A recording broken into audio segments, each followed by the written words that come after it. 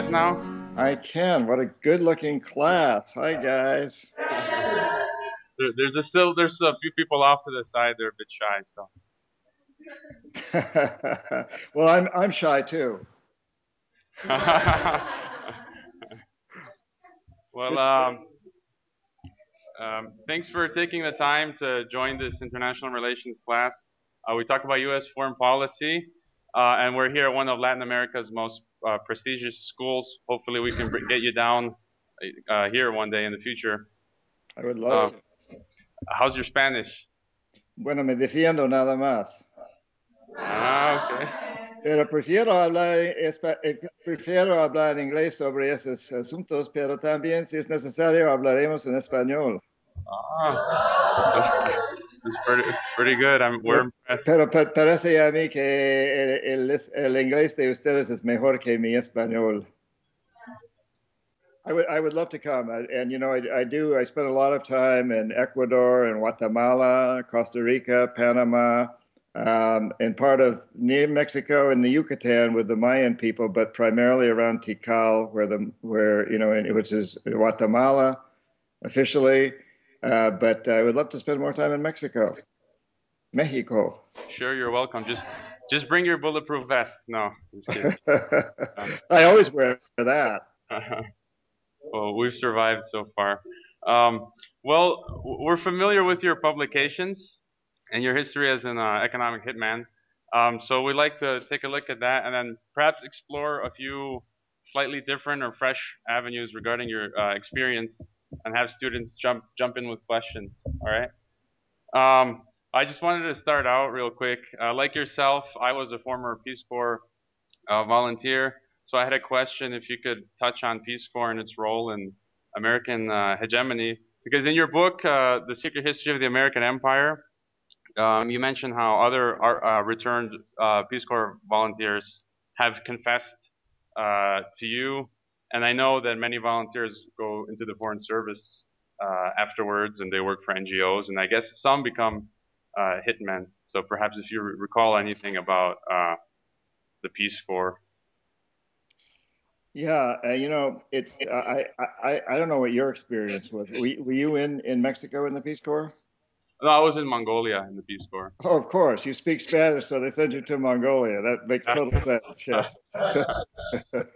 Well, I didn't speak any Spanish when I joined the Peace Corps, and they sent me to 8 weeks of training in Spanish and credit and savings co-ops because I'd graduated from business school in Southern California, was where the training camp was. And then they sent me in to live with the Shuar deep in the Amazon, and the Shuar don't speak Spanish. They speak Shuar. So my Spanish teaching of 8 weeks, which didn't prepare me very well in Spanish anyway, it didn't prepare me at all for Shuar. And then I was supposed to help the Shuar form credit and savings co-ops, but the Shuar didn't have any money. They had no currency-based economy. It was all barter, so I couldn't form credit and savings co-ops. So my experience with the Peace Corps was that they didn't really know much about what they were doing. And I ended up living a pretty independent life from the Peace Corps. And so I really didn't, you know, I really didn't have very much to do with the official part of it. The only political experience I had was one time a bunch of us volunteers in Ecuador took out an ad in the local newspaper saying that we did not support the war in Vietnam. We were called into the Peace Corps director's office in Quito and then also to the ambassador's office, U.S. ambassador, and told that if we continued to do anything like that again, we would all be thrown out of the Peace Corps and probably drafted. So, you know, I as you've said, I know that a lot of ex-Peace Corps volunteers go into the Foreign Service. I, of course, became an economic hitman, and my Spanish training in the Peace Corps and survival training certainly helped me in that process. So I think it is a good training ground for economic hitmen and for people that do some shady work. However, I will say that I also think the Peace Corps has you know, taught a lot of North Americans about other countries, and in general, North American students, as you know, don't don't know much about other countries. We're a very insulated and isolated country here in the United States. Um, Very few people speak a foreign language. Amazingly, we even have Congress people who brag about the fact they don't own a passport. They never travel outside the country, and I think that's just disgusting. But that's the way we are here to a large degree. One thing they taught us in the Peace Corps was that you don't really know your own country until you've lived outside of it and looked back into your country. I certainly think that's true, and I would say, Professor, that you know, I think one of the reasons that when I was an economic hitman that I began to have a change of conscience about it and understood the difficult things, that the bad things that we were doing in the world was because of my Peace Corps experience, because I had lived with very poor people in countries like Ecuador. So I probably had a better opportunity to understand the dark side of my job than most of the other people who had jobs like mine. Um, from your books, we're aware with the work you've done. In this course, we've taken a look at Bretton Woods institutions and how that basically ensured American hegemony, setting up the world reserve currency, which basically allowed the U.S. to do what it wanted abroad. What's your current take on the state of the American empire, U.S. foreign policy? You talk about the petrodollar in your books. How do you see this era coming to an end? Usually there's a lot of upheaval and war during a transition, no? Before a new system comes in, which I think you talk about in Hoodwinked. Yeah, yeah. Well, it's I think that we're at an incredibly revolutionary time in history. I think, in a way, this time that we're going through is bigger than the agricultural or the industrial revolution. This is really a revolution in consciousness. I think people are waking up to it. Your students are waking up to this. I find students in China, and I just came back from Istanbul. Before that, I was in Vietnam and Myanmar. I find all over the world that young people, especially, are waking up to the fact that we have a failed global economic system.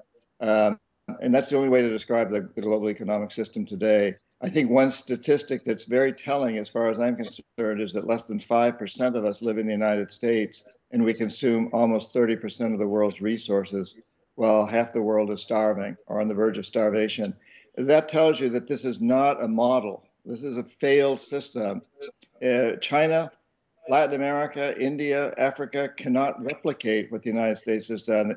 They're trying, but every time another country, such as China, gets closer to replicating what we've done, we get a lot more pollution. We get more melting glaciers and rising water levels. It's a failed system, and yet we continue to dig in. I find this whole thing that's going on in the Ukraine right now fascinating. I would have to agree with Putin that the United States, that Obama and Secretary of State Kerry are hypocritical. In 1989, we sent our military into Panama, destroyed a large section of Panama City, and killed something between 2,000 and 6,000 civilians, depending on what estimate you believe. We did something similar in Guatemala and in Grenada, and recently we took out the president of Honduras. Uh, so the United States has played a terrible role in our own hemisphere, as well as in places like Vietnam and Iraq and Afghanistan. So we're certainly trying to continue to establish this global corporate empire. But I think at the same time, people are really waking up, and all around the world, people are demanding change. They're understanding that the 99% should no longer control the 1%. It's actually more like 99 point. It's also more like 99.999% being controlled by 0.001%. But people are waking up to that fact and standing up against it all over the planet. Since you brought up Ukraine, we had a Canadian with a question. Mackenzie, you want me to read it or? He says regarding Ukraine, how the U.S. and the EU have offered 15 billion in loans if the Ukraine is willing to sign a deal with the IMF. And you talk a lot about the details regarding IMF and how they enslave third world countries. What do you make of this? If does it seem like a loan similar to those which seek to gain control of a fragile country? If so, why was the U.S. government bold enough to make this public information? Is it because, despite your book, the U.S. population is still too naive to see that the loan, which comes from U.S. taxpayers, is likely to go into the pockets of rich multinationals? Yes, that's all correct. Uh, and you know, it is sad that so many people in the United States still don't get it. It's not just my book. There's lots of books out, and there's films, and there's things. You know, Michael Moore's done a lot. We even get films like The Wolf of Wall Street, which kind of get into this stuff. Popular films. People ought to be getting it, but unfortunately, a large section of the population is still very provincial and very uneducated. People with PhDs are very often very uneducated about the reality of the world, and we still have this some of this old Cold War mentality that the Russians are bad and the Americans, North Americans, are good. And you know, people rally to that. It's almost like religion. You know, it's like trying to, you know, it's like getting a Christian and a Muslim together and trying to debate religion, or and bring a Jew in there too. You just don't get anywhere. And in the United States, this idea that we are good, Russia's bad, communism's bad, socialism's bad, it's almost like a religion. And it's very sad that it's this way, but it is. And our politicians use it, and the corporations use it. And of course, what the corporations are looking for is to bring the Ukraine more strongly into the European Union, so that we can control them more and make them part of our economic system. And we've been doing that with many of the former Soviet countries. And of course, the Russians don't like this at all. Do you see potential there for, war, regional wars, or even global war? I certainly see potential for a regional war, but you know, we're at a time in history today where you actually don't have to have war. As long as there's a threat of war, the corporatocracy makes a lot of money. So if there's a threat of war in Iran or uh, Ukraine, that that causes people, many different people, to buy lots more weapons. Insurance goes up, banking goes up, everything increases by just the threat of war. We are in today what I call a death economy. We've developed this economy that's based on militarism, where a large percentage of the US budget is devoted to military. And another part of our budget is devoted to ripping up, ravaging, destroying, raping the earth, destroying our own resources. We need to move beyond that and recognize that we can have a full employment economy and call it a life economy, one that cleans up pollution and helps hungry people feed themselves and develops new technologies for transportation, energy, communications, banking, retail and wholesale, and so forth. There's a whole huge, amazing economy out there just waiting for your students to develop it, to really move forward. I think we've got a tremendous opportunity now to move into a whole new paradigm. We just have to understand it and go for it. And the young people, like those I see sitting in your classroom there, are the real hope for the future. I'm extremely hopeful because I talk to so many students today that understand the need for change. Just want to remind you guys, feel free to come on up. Have any questions? Yeah? Hi, how's it going? Good. Good. What's your name? Max. Okay, the question is, I read an article today that Ukraine hasn't accepted any of these loans yet, but they requested like 35 billion, or else they said their economy just won't survive over the next 2 years. Do you think that like the leader of Ukraine right now, like being an educated person, would be just as corrupt as the United States to actually like accept one of these loans, knowing that it will probably bankrupt a lot of his country, sort of thing, and like repaying the loans? It's a very good question, and what you've got to imagine is that he's under a tremendous amount of pressure right now. There's probably a guy sitting in his office as we talk, a guy who has a job like what my old job was, and he's basically saying, "Hey, in this hand here, I've got a few $100 million. If you accept this loan, you and your friends are going to get very wealthy, either legally or illegally. There's many ways to make money off this. And if you don't accept the IMF loans, then in this hand, I've got a gun. and we'll take you out. And the economic hitman doesn't actually have the gun, but he knows that the Jackals are right behind him, and they do. And let's face it, in this day and age, you don't even usually need to assassinate a president or throw him out in a coup. You can assassinate him through character assassination. We saw the head of the IMF, Strauss-Kahn, go down because of a sex scandal. I think he was a sex addict, but they knew that was his weakness, and that's what brought him down. We saw Clinton's political career destroyed by a sex scandal. These are character assassinations, and world leaders today understand that they're in very vulnerable positions. So I think the head of the Ukraine and his whole administration is under tremendous pressure to accept these loans, put his country into dire straits by putting them into debt. I wish the people of the Ukraine would stand up to this, as the people of Iceland have, people of Ecuador have, Argentina, Brazil, and many other countries. Thank you. Good question. Thank you. Anyone else have a question? Come on up. Meanwhile, I was just looking online for some criticism about you, and I had to laugh at this one. I found it on Wikipedia, so excuse the source. But it was stated by the State Department. They were calling you crazy for alleging U.S. government complicity in the assassination of Martin Luther King. And we looked at this a few weeks ago in our class. And here's an official trial transcript of the 1999 King family's civil case on the assassination of Martin Luther King. And the official verdict states that local, state, and federal U.S. government agencies were parties to the conspiracy to assassinate Martin Luther King. And I mean, what's amazing is, we've got the information here. This is not taught in schools usually. I just think it's so hypocritical. I mean, what can we say about stuff like this? They accuse you of being crazy when right here, it says that they. Exactly.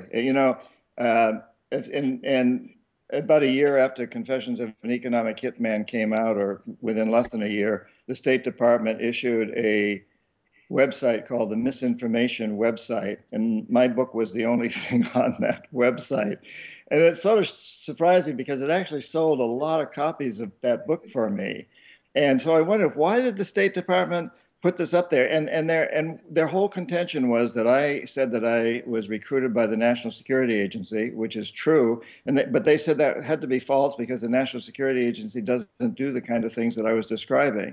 And even back then, in 2004, 2005, we all knew the National Security Agency did more than cryptography, which is what their mission statement says and what this website said. All they do is encode and decode messages. We knew that wasn't true. And of course, today, with the Snowden files and so forth, we know it even better. And so I wondered, why did the State Department do this? Why did they do these things? And later I found a friend of mine who was a TV host in Athens, Greece, said that after he did a TV show on me, the U.S. ambassador to Greece called him into his office and chewed him out and said, you put me in a very awkward position because now all sorts of businessmen and politicians come in and ask me, the U.S. ambassador, what my opinion of Confessions of an Economic Hitman is. What is the official position on this? Is it true or is it a lie? And he said, I don't know what to say. So I think the State Department published this website, and the same may be true with what you're referring to, because they needed to have an official position so that their representatives around the world, their ambassadors and other diplomats, could say, well, here, I don't have a personal opinion, but here's our official opinion. Go to our website. I'm not sure whether that's the case or not, but I suspect that may have something to do with it. Okay. Other questions? Anyone? Yeah, Jessica, Rahul. Ladies first. Okay.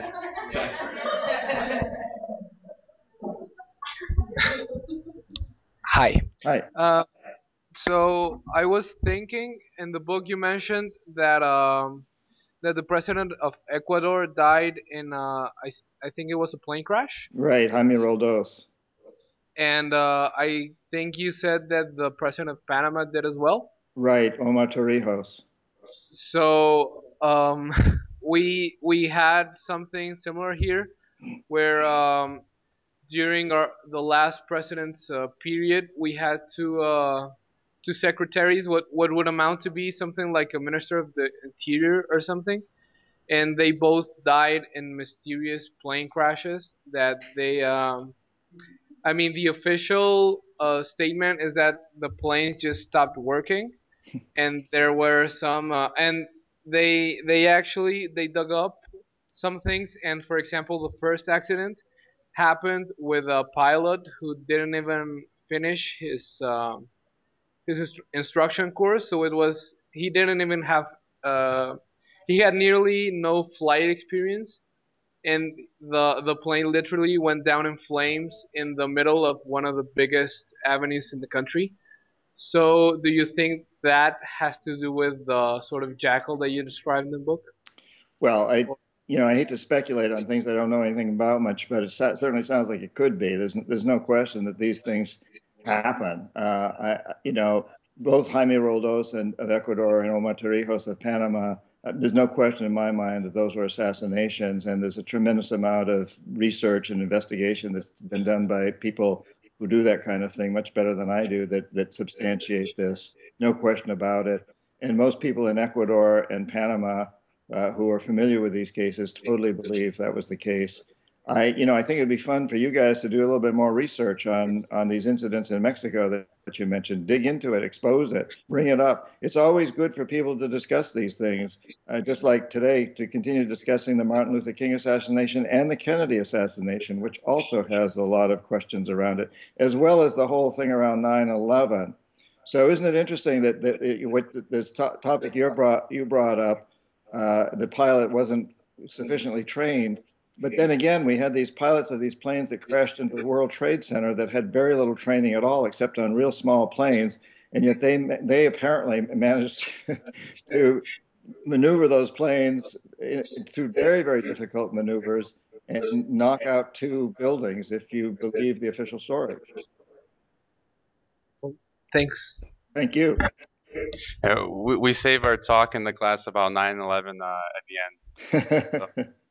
So we go bite by piece by piece, so it's easier to digest. Another question. Hi, thank you so much for being with us.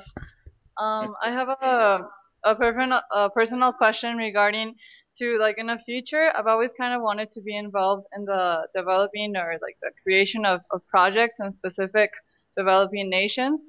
But how, like after reading part of your book, how do we ensure that the loans given by some NGOs or specific governments actually are not trying to have benefit like a specific benefit and action and benefit the community. I don't know if I explained myself. You did, and it's a great question. Is this Jessica?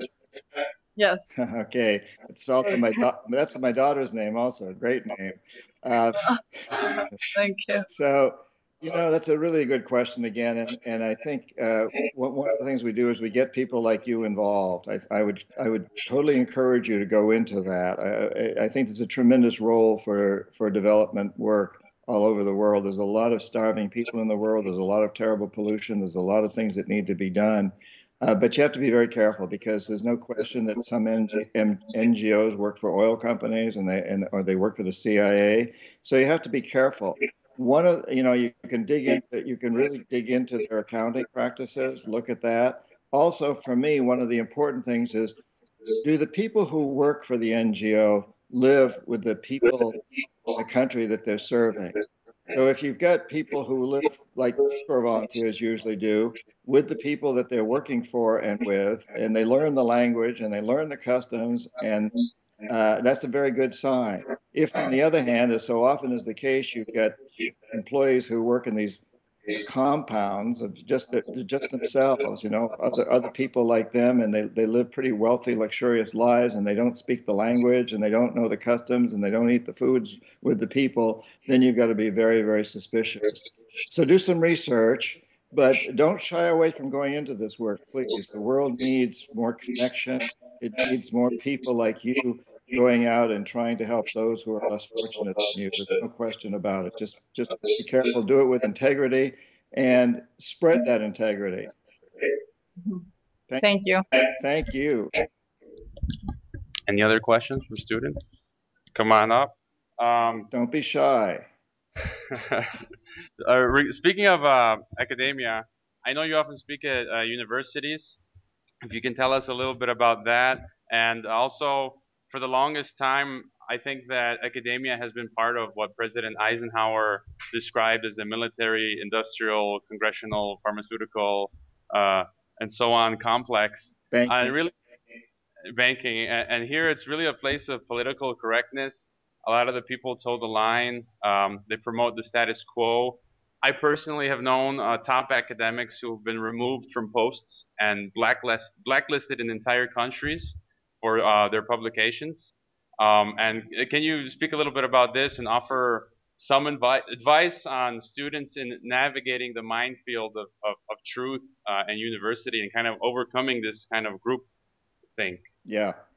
Yeah, it's an extremely important point. I want to start by saying that Confessions was published almost 10 years ago, and ever since then, I spent a great deal of my life traveling around the world speaking at various conferences, and I speak at a lot of colleges and business school programs, and I also speak at a lot of business conventions. I just came back from Istanbul, where I was the keynote opening speaker of a business conference of 2,000 corporate executives. So it's both of those.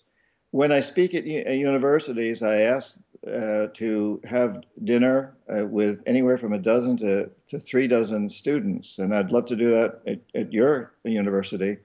And during that dinner, I tell the students, hey, you're going to hear from me in the next couple of hours, so I really want to hear from you during this dinner. What are your goals? What are your aspirations? And 10 years ago, 9 years ago, 8 years ago, what I kept hearing students say was that they wanted power and money. Today, I hear something very different. For the most part, I hear that students want to create a world that they'll be proud to bring children up in, and that they're going to school so they can do that. And that's very, very encouraging. At the same time, the point you bring up, Professor, is that the colleges tend to be very, very oriented toward creating cogs for the corporatocracy machine, to creating pawns to work for the machine. So we have to be very careful. Courses like yours, obviously, are contrary to that. Your students are exploring the reality behind the scene, the backstory. And there's an awful lot of that going on today in colleges, and some professors are losing their jobs over it, as you pointed out. It can be a dangerous situation. I don't know how it is for you. I'd love to hear, but I think it takes courage, and it's worth doing. And for students to really be discerning and evaluate what's going on, to listen. Obviously, all the ones sitting in that classroom that I'm looking at right now are doing this, and the more that you students, can talk to your friends, the ones who aren't in this course, the ones who may be skeptical about what you're saying, keep talking to them. Don't give up, do it in a nice way. Don't try to be dogmatic. Don't try to convince them. Ask them questions. So what do you think happened to that airplane? What do you think is really going on in Ukraine? And listen to them and then say, but do you think it might be possible that it's a different way? You got to be careful. We got to be careful how we communicate with people, but keep communicating. We've got to keep getting this word out, and it is getting out. I really believe there's a consciousness revolution going on in the world, and it's fun to be part of that. It's ecstatic. I love the job I do, and I'm sure, Professor, you love your job, and it's probably a bit dangerous at times for you. I suspect you put your career on the line a few times, and your students appreciate it. So we really need to keep getting that word out. Well, I've got a farm in the Balkans, so if worse comes to worse, Good. I've got one. right. I've got one in Ecuador. I'm planning one anyway. Okay. I'm guessing somewhere in South America or Latin America. Yeah, Ecuador. Ecuador. Okay. Any other questions?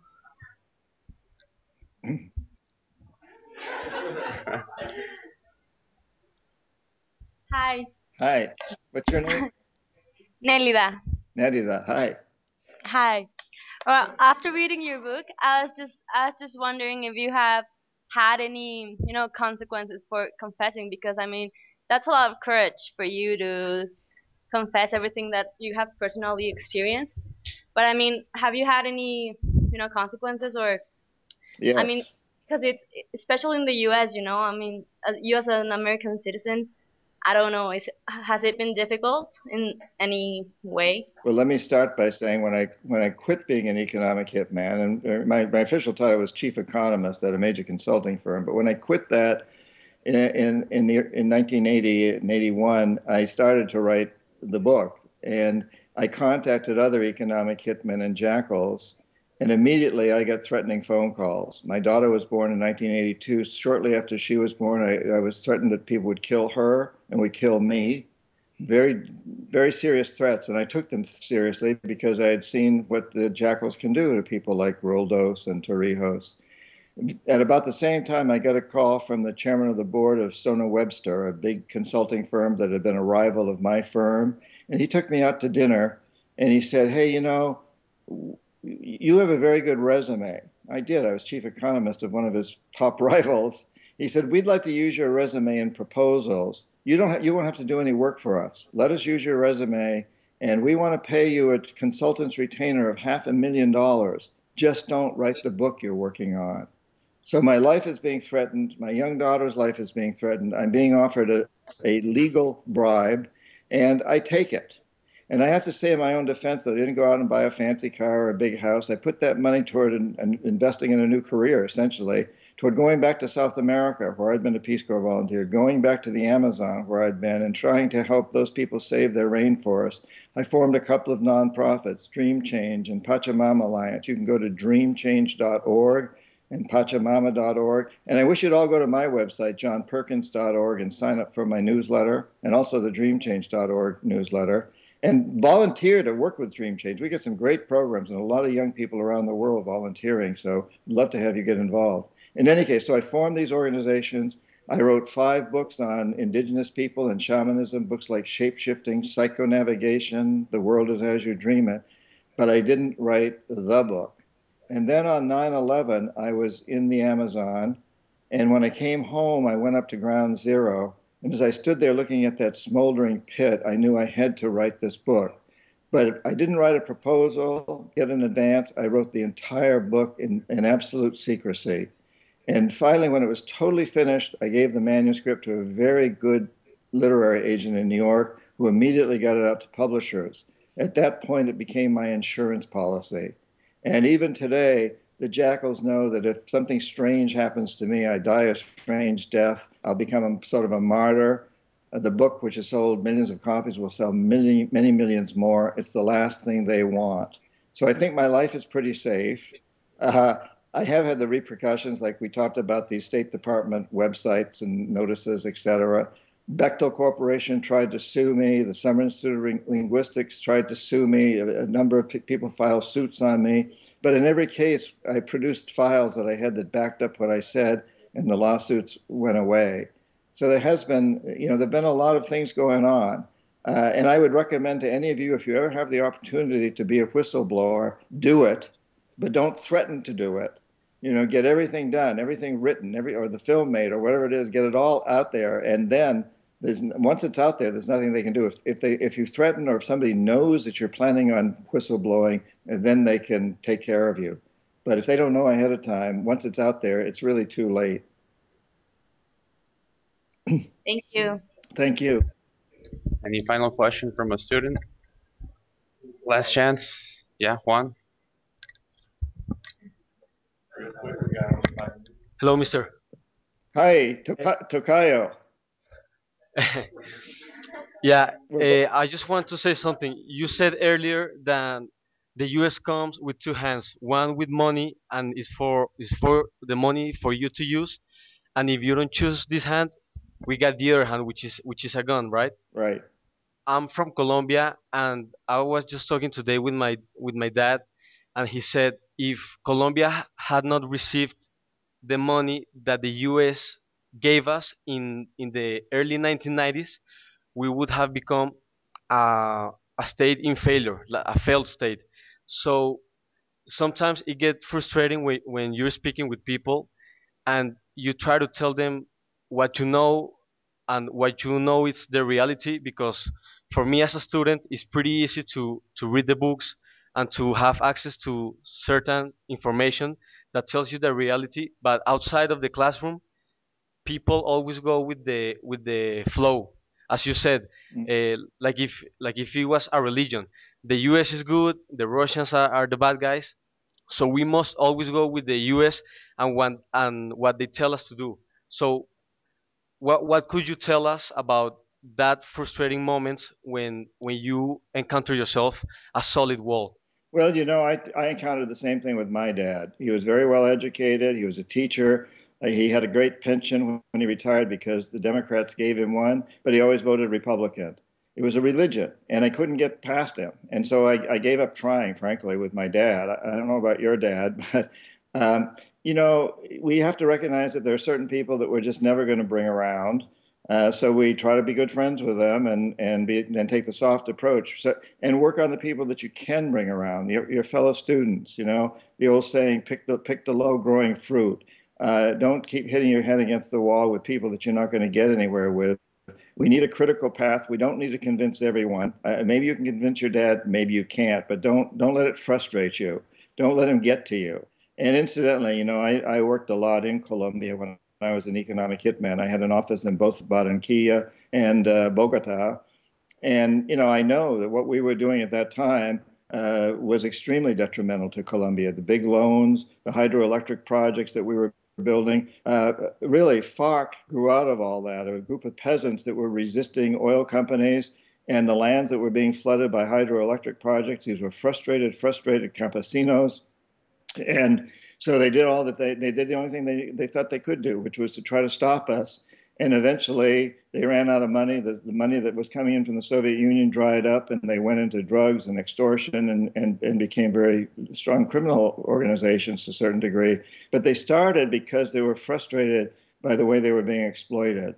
And so, yeah, the only advice I can give you, Juan, tocayo, ambos somos Juanes, ¿verdad? Is that, don't hit your head against the wall by trying to bring your dad around if it's not going to happen.